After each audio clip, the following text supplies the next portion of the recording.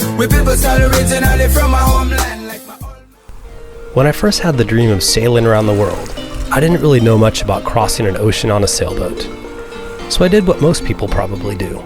I read books, magazines, and blogs. This was back in the day before there was a lot of YouTube channels out there dedicated to sailing. One of the things I found out pretty quickly was you needed the right tool for the job. A blue water capable sailboat that could take care of you when the going got rough.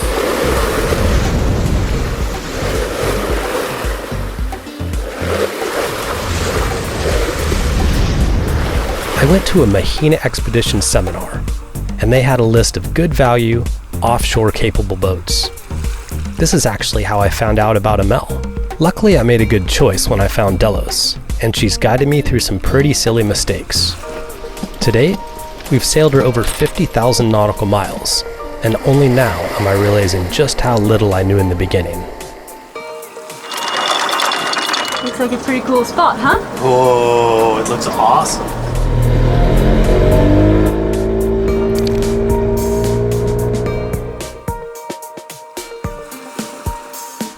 We were really honored when Amel invited us to La Rochelle to hang out with him, tour the factory, and even sail on a new Amel 55. And when Amel offered to set up an interview with Olivier Racoupeau, the naval architect and designer responsible for the Amel 55 and 64, we jumped at the chance to pick his brain about some of the differences between the older design of Delos and the late Amel models, including the new Amel 50-foot, which was just recently splashed. In addition to designing Amel, Olivier also does designs for Beneteau, Fountaine Pajot, Wauquiez, and Garcia, just to name a few. So we were pretty excited to see what we could learn about modern design trends in cruising boats. So today we are here with Olivier, and I'm going to murder your last name, Racoupeau. Okay. And you have designed the Amel 64 and 55. Yes. So it's very cool. Thanks for taking the time to talk to us today. And I know we've all got lots of questions about boat design, but maybe you could tell us a little bit about your job and what it means to be. Is a naval architect a good title for you?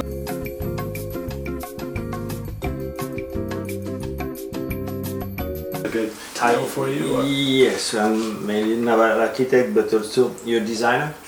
We're involved in all the fields of designing a yacht. Styling, naval architecture, structural hydrodynamics, and internal. Cool. Oh, internal as well. Yeah. Okay. You have a dedicated team to internal. And those are three very different jobs. Very different jobs. I mean, so what are some of the, I see a lot of different boats around. What are some of the designs that you've worked on besides the Amel?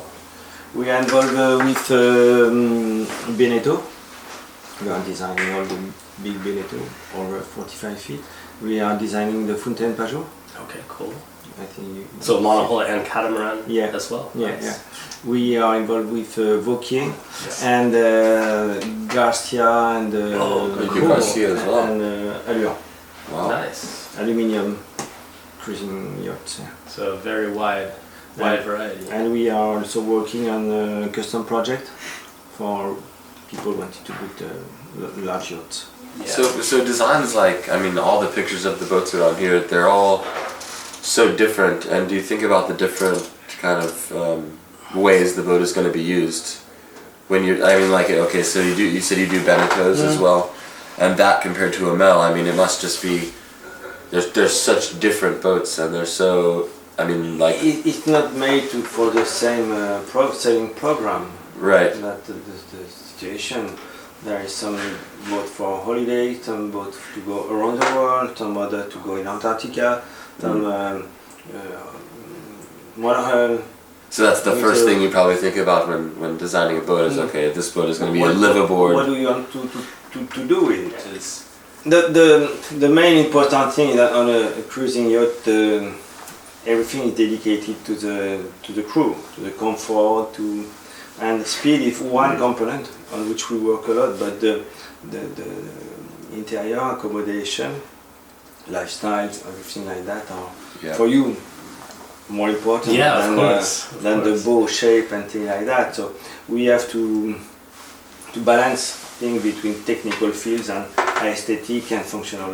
Like I saw a pair of 3D goggles or virtual reality goggles. Are you guys doing, how much design is computer based now versus paper and the first design job is made by hand. In most of cases we made sketches and things like that. And after that we put sketches in 3D and all the technical developments are made in 3D. And so that helps you put things and move them without having to physically build them and must save like... You can control that crazy. all equipment exactly fit inside of the hull as a structure. We have no conflict between geometry of equipment and stiffness or comfort or things like that. We came to the full 3D design something like 12 years ago. Okay, Yeah. that's quite a while then. Yeah. We start with Reno, a small software, but since 12 years we work with Katia, which is more dedicated to car and airplane industry. Yeah. But that fits really with what we need. So yesterday we were sailing on the Amel 55 Yeah. and had a very spectacular sail, and one of the first things I noticed is that we were pointing apparent wind of like 32, 33 degrees. Whereas on Delos, if we can get, under 45, we're very happy that day.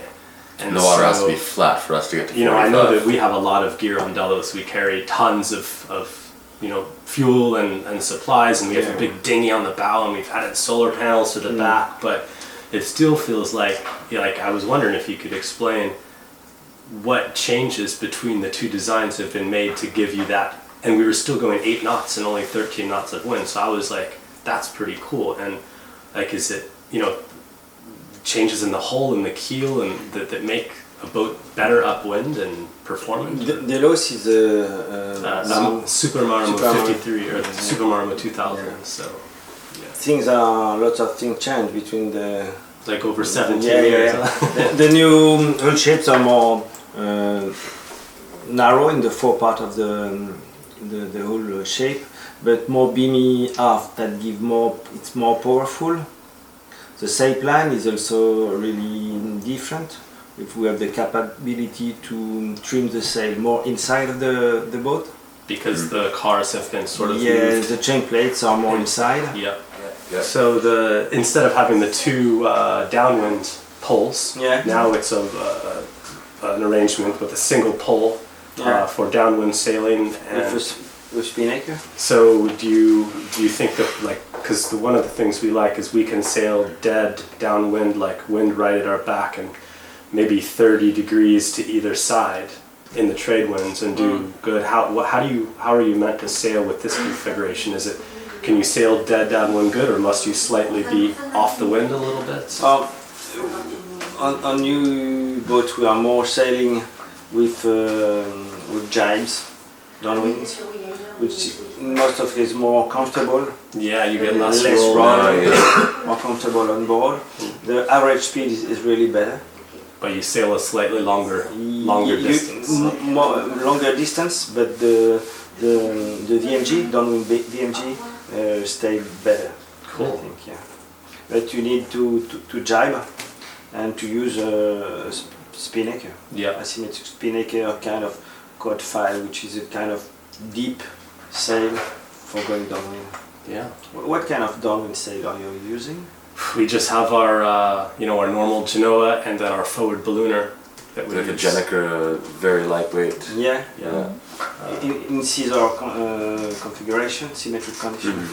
Exactly. And that is a good situation to use the two pools for the going down. Yeah, exactly. Not so bad. For the trade winds, if we do get it, you are used to keep your glass. But I think we've had I don't know how many 200-mile days in the typical trades. So I think for a cruising boat to do 200. Yeah, we had. I think when we're like on our way to Tahiti, we had 5 days back to back that were 198, 199, 198, yeah, we had. 197. We're like, oh, come on, 200. We're almost there. And then on our way from Solomons to Australia, we had 210, 220. So that's going. That's 8 point something knots. It's a good average speed for. And that's in for maybe cruising. 15 to 20 knots. But I a think foot. that the Super Marmot and Marmot 2000, 2000 is a good boat for going downwind. Yeah, it's fantastic. Isn't that what it means? Super trade wind. Super. Yeah. What is super Super trade wind boat. Super Maru. So what is the? I noticed one of the huge changes in the hull is the beam is carried so much further aft. Yeah. Now, what does that do to a boat? Is that what are the performance differences that you'd see? That give more stability. Okay. More physical stability that help to be powerful and sail against the wind and against the waves. That give more capability to sail upwind. Yeah. Okay, so you can. And more narrow minimum angle of the water length give more capability to go against of the waves, the sea, and reduce the motions themselves. And how about changes to the keel? Because I noticed that the keel is a little bit different on Delos. It's sort of fat and then it comes down and goes like that. And the keel shape that we saw in the yard was very. We decided and we convinced the shipyard to move the tanks from the keel to the internal part of the hull shape. So that That allowed allowed you to reduce the keel. So does that And reduce drag? get better performances. Yeah. Higher pointing up into the wind as well. Yeah. You have a better lifting area, Yeah. more thin, and that allows also to lower the center of gravity. Okay. This is a big amount on lots of small things everywhere in the keel, in the rudder, the hull shape, in the sail plan, and at the end, the addition of everything give a better capability to sail upwind. And more sailor. I think the mast is like 2 meters higher. It's a bit higher, something. yeah. And the mizzen is bigger. Yes, but because the 55 is a bigger boat with a bigger beam, longer water length. It's a bigger boat, so it's a bit more heavy. So we need more sail area. In general, the 55 is really a bigger yacht than the 54. The water length, the beam, everything that give more general volume. Yeah. But at scale, you can just understand that by the scaling of the 54, so that give a bigger freeboard. Yeah. But the main scale factors are the same between 54 and the 55. So how do you think the big freeboard affects a boat in heavy weather? Is it balanced out by another aspect? No, that doesn't change anything. So you have a different part underneath or different keel, heavier weight or something? Because the draft hasn't changed, right? It's still relatively 2.2 meters. Or Yeah. Now show that we take in account everything to sail in heavy condition. The center of gravity is controlled, the stability is controlled. The bigger freeboard give a better self-righting capability. True. Very big Yeah. condition. Yeah. That give also more room inside for sailing, but it's just a really bigger yacht. Yeah. Because the booms are way higher than the If you control the ratio between the water length of the 54 and the 55, it's really big. Yeah, and the mizzen, you can walk directly under it, but Without, I guess the main reason to have it that height is just aesthetics, to keep it the same as the main boom. to have the comfort to walk around without the problem of the. And does that change the performance at all, lifting the boom so high off of the deck? To be honest, yes, but just a little. Not just much. a little. Because the center of effort is higher. Yeah, But you can exactly. balance that with something else, I think, yeah? You don't lose some sail area. Yeah. We take in account all factors, now. And how about the catch versus like a sloop or cutter rig? I mean, there's not many people building catches that are 50 to 60 feet now, right? I mean, it's... No, it's. I think that now Amel is the last one to build catches. Yeah. Is that, why do you think that is? Do you think it's performance or just?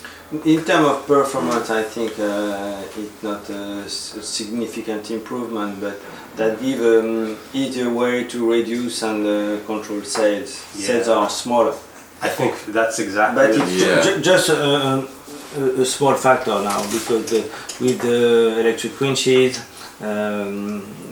furloughs in mast furling system, everything is becoming easier and easier.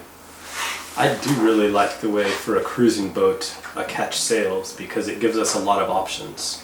Like when the wind comes up, we can reduce mainsail and we can go with mizzen and genoa. Genoa or staysail and it's just that give a good capability to sail at low speed, for example, going in a river and things like that.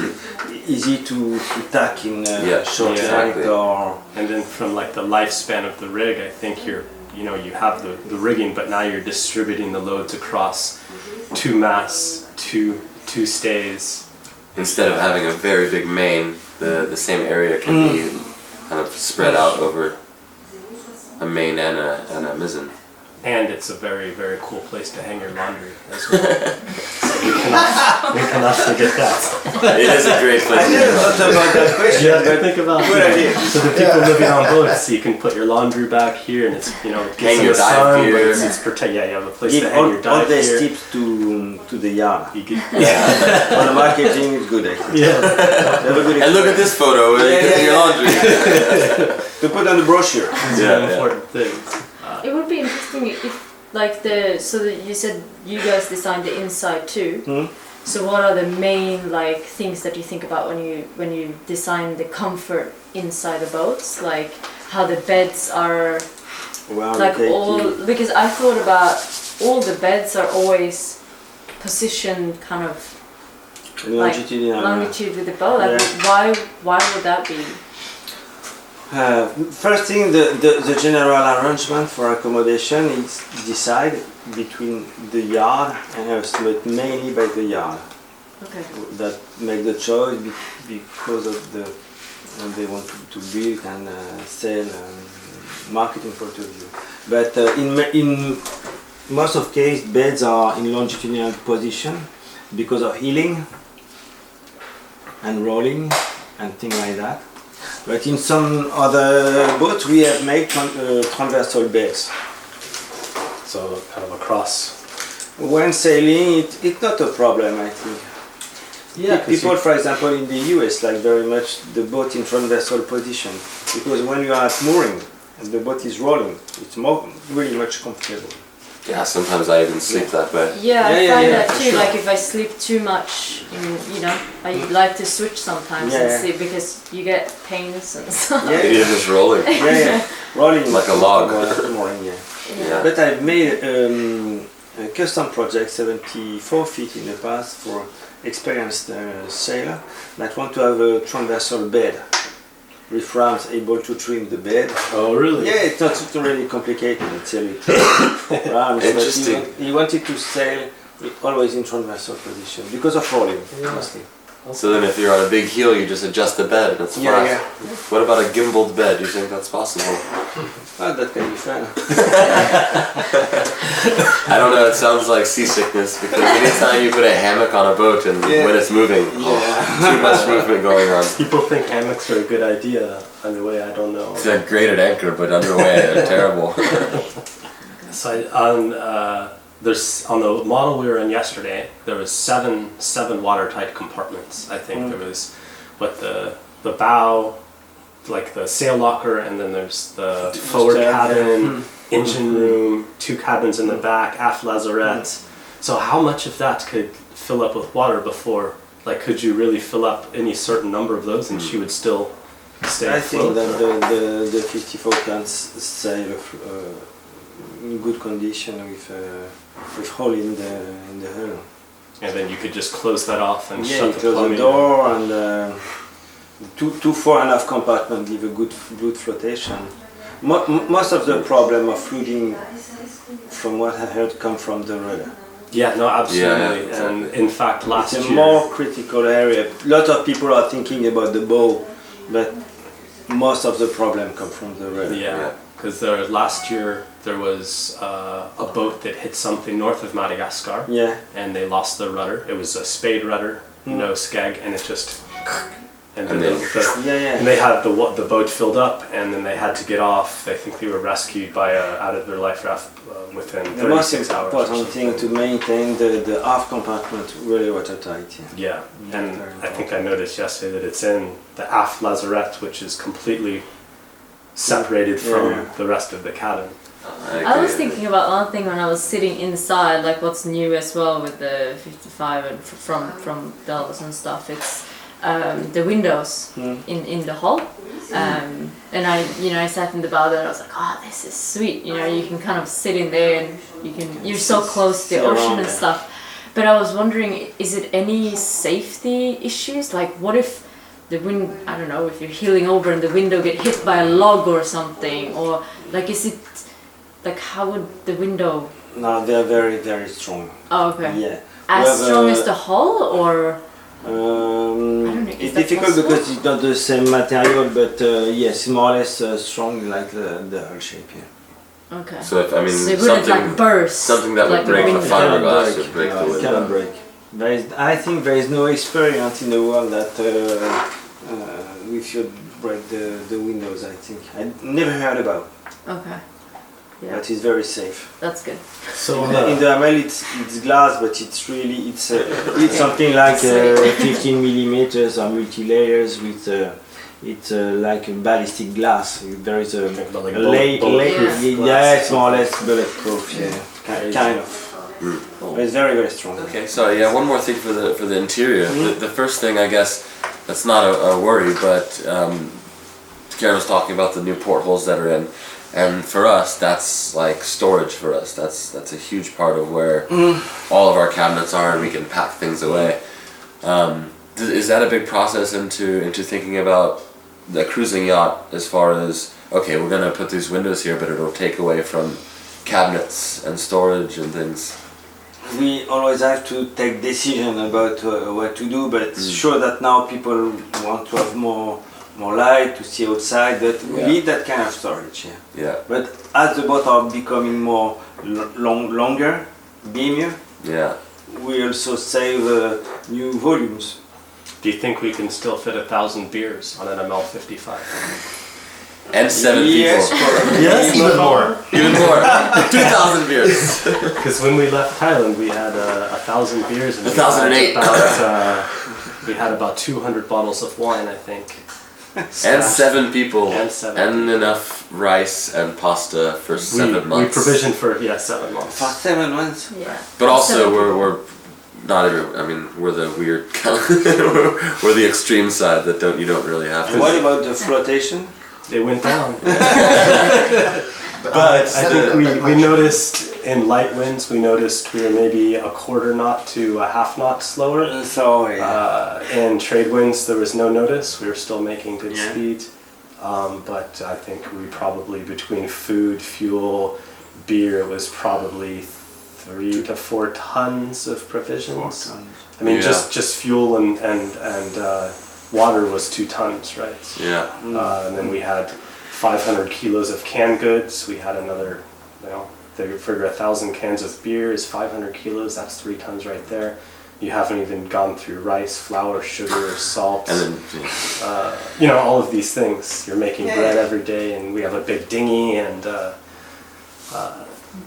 But we really, I mean, we didn't notice that much really. I mean, when you're in strong winds, like we were in the Indian Ocean, it was no problem at all. Strong wind between 90 to 45 degrees, I think that give better stability. So I think you don't notice significant speed reduction. No, not in the But sure that downwind in light or in very light condition, you have 4 tons. Plus 7 people. And plus 7 people. And all of their things. Speaking of kind of weight and loading boats down and things, can you explain the difference between like loading down a catamaran versus a monohull? Does it need to be, I mean, we've often heard, I don't know if it's true or not, but that catamarans, that are more weight sensitive. More weight sensitive, and the holes have to be quite. Sure that normally catamaran are more sensitive to loading. Because in a monohull, when you are sailing upwind, the load do not reduce speed because you increase the stability. You lose at right and have gain at left. So the average is not so bad. On a catamaran, you don't have any additional stability, or you do not need additional stability, so you just have the additional drag. Right, because more of the hull is in the water. In most of cases, you take account of the load is what you need as the user, as the sailor. So for safety scantling, we take in account of the same loading on a monohull or a catamaran, the same. But sure that regarding speed, you have a bigger loss in the catamaran. Yeah. But not so big, but some. With some. Yeah. Cool. Cool, well thanks. Yeah, thanks thanks for a the lot talk. for I sharing think with us. You're welcome. well, maybe we'll change batteries and then show some cool stuff on the display. We're going to see something very special today, and it's a new project in the works by Amel and the team here, and we're getting a little glimpse into a new design of a yacht that they're building. So, from what we understand, it's a 50-foot? Yes. Yep. Okay, cool. Let's go check it out and see the designs and the differences between that and the 53. During our shipyard tour, we were offered a sneak peek at a brand new, never before seen Amel design, a 50-foot sloop that was just now entering the final stages of production. It's Delos priority here. It's just, it's a mold. It's a mold. It's a mold. But it's a very special mold. Cool. So is there a big market for green boats? So, yeah. This is a mold. We've got the two first boats, number one and number two in pits. This gives you an idea of the design. So I feel like everybody that we talk to and that contacts us, it's more like go bigger. Everybody wants bigger. Everybody wants like catamarans. Like you need to have a house on the water basically. And it's going to be interesting to see how the response for something like, because it's been quite big boats now, and then you're going something smaller, like what's the response going to be from that? You're right. We built the 64 in 2010, and now all the competitors are building bigger boats. So maybe we took the right decision to do something a little bit smaller, still offer the two other models once more. But this could be really interesting for a couple.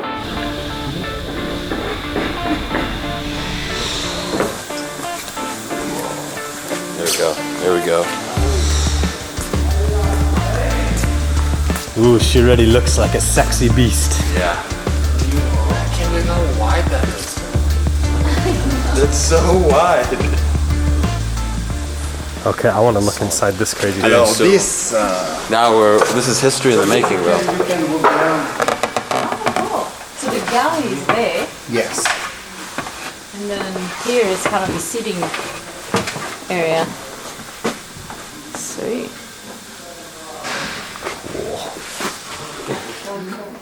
New style. Is that a 4-burner stove I see in there? We just replaced the stove on Delos, so we're For the last year, we've only had one burner working. Yeah. So anytime we see more than one burner, we get very excited. Yeah.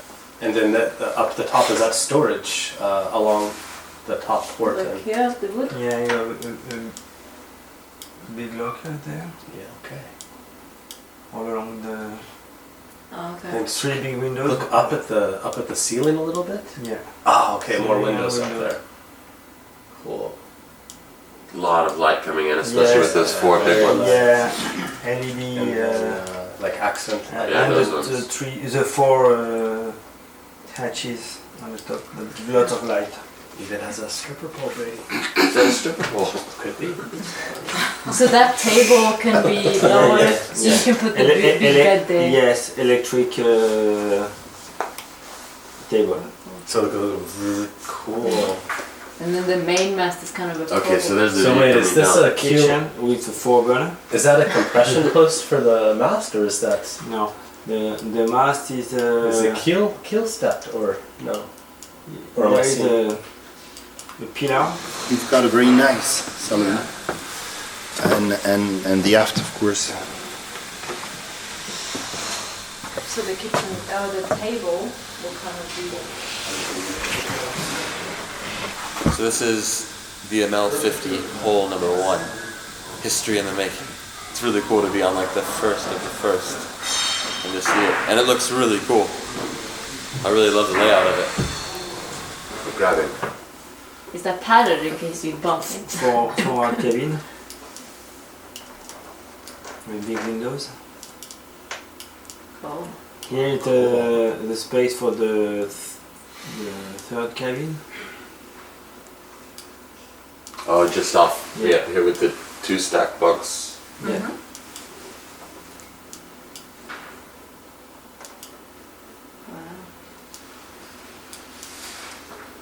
Very sexy, huh? And Yeah. the way to go to the main cabin. So Is that a TV? Right. Large windows, lot of light. Comparative to use, lots of windows, light and porthole everywhere. still the same isolated engine room and all that has remained. Yes, the engine room system is quite the same, located in the middle, access from the top. Still generator Yes. and everything. It's still an Amel. Yeah, this is crazy. Here you can see we have a big hatch, huh? big hatches for light on our cabin. Yeah. Here, And the salon. big hatches for the saloon. Can you walk on top of those? Yeah, of course. Yeah. The classical Lumar system. There's the full cockpit with relaxing area. Large window to give windows light in the aft cabin. But those cushions are not permanent. You can remove Yeah, them. you can remove it. So if it's really heavy weather, maybe not. Yeah. The cockpit is more or less the same but longer. Okay. Longer than the. Yeah. So you have a shorter aft deck but a longer. With Oh, a okay. connection Wow. with the sun pad, so that made a So lots of very outdoor big, living space. very huge relaxing area. Cool. Same I like the- classical steering position. Yeah, Yeah. that's With great. new design for the equipment. More modern. And the sailing performance, do you think it will be comparable to the 55 or more improved or? Really close to the 55. Yeah. For pointing and. She's smaller, but performances are really close to 55. Accommodation, volume for accommodation, optimization of the accommodation are very good, I think. Yeah, you could The comfortably location have of the two- kitchen is good. It should be really good at sea. Mm-hmm. Yeah. Yeah, I noticed the. Yeah, there's small. That give a really good, very big saloon and livable quality. Yeah. It'll be fun. But still fully blue water capable, ocean crossing no problem, all that stuff. It's the same Same approach, some shipyard, some clients. And is there main reason behind going for a sloop rig on this instead of a ketch? It was a big discussion. Yeah. Yes, It was a big discussion. But the 50 is a smaller one. Yeah. So the control of the sail is more easy. There is a good improvement in technical board, electric winches, furlers, in mast furling system, things like that keep the sail reasonable in terms of size. If you compare the main sail of the 50 to the main sail of the 55, there's not a big gap. So Okay. and in the other hand, you reduce the weight of the mast, the windage of the mast, the cost, Yeah. and the stability effect, because the mast is also heavy. So after taking control everything, the yard decide to go in the sloop for the small one. But it's not the first sloop by But Amel, no. They've been No. before. In the past they made sloop, Yeah. so it's not just a comeback. Amel have always want to keep the boat simple. So Yeah. to come back to the sloop for the smaller one was also a reason to keep the boat very simple and easy to control, maintain, things like that. Yeah. Oh, thank you for Cool to showing us see, that. yeah. That's very cool. When you plan to make the official announcement on the 15th? 2 weeks? In mid-April, Mid-April, okay. so we'll have to wait a little bit. The Amel 50 was launched a few months ago and is currently being shown at boat shows around the world. If you have a chance, drop by and tell the guys Delos says bonjour.